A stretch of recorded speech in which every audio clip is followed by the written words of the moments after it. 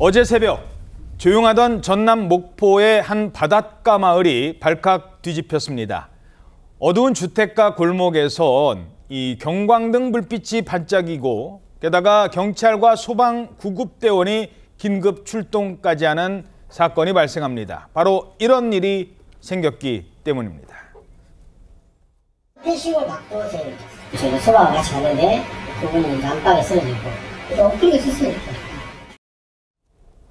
살인사건입니다. 숨진 사람이 발견된 거죠? 그렇습니다. 어제 새벽 2시 30분경에 전남 목포시 한 주택 2층에서 40대 남성이 숨진 채 발견이 된 겁니다. 이 피해 남성은 법무부의 관찰 대상자였기 때문에 보호 관찰관이 있었거든요. 예. 그 관찰관이 전자발찌 이상 신호를 감지해서 바로 신고를 한 거예요. 오호. 경찰에서 바로 이제 출동을 해서 사망한 남성을 발견했는데 용의자 특정도 바로 이루어졌습니다. 왜냐하면 현장에 사망한 남성의 딸이 있었는데 그 딸의 진술을 토대로 그 사망한 남성의 아래층에 사는 40대 남성이 용의자로 특정이 됐습니다. 위아래층 사는 사람들이었어요. 그리고 피해자는 전자발찌를 차고 있었는데 이 이상 신호를 감지해서 바로 알아낸 겁니다.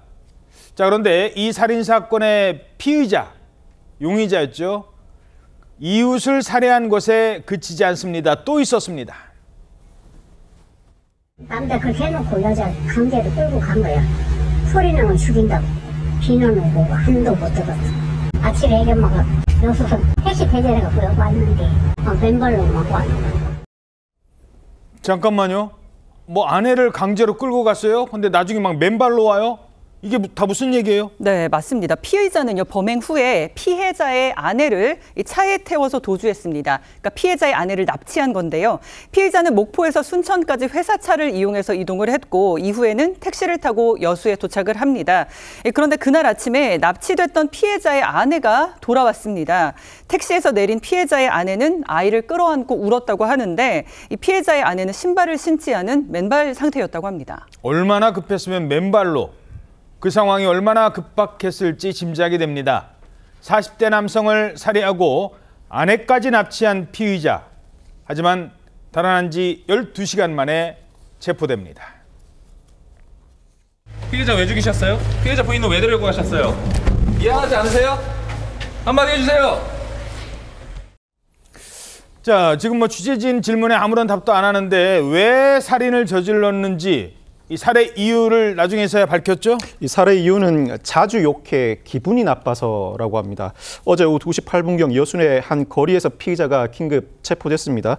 이 피해자와 피의자 모두 선박에 그물을 다는 작업을 하는 동종업계 동료인데 피의자는 피해자가 평소 자신에게 욕설을 자주 일삼아 기분이 나빠서 범행을 저질렀다고 진술했다고 합니다.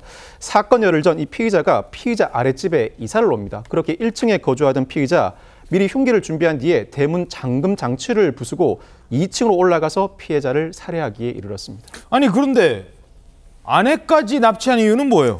그 이유를 TV조선이 취재했습니다. 피의자는 이 아내가 신고할 것을 우려해서 납치했다. 여수로 데려갔다 그렇게 얘기를 했고요.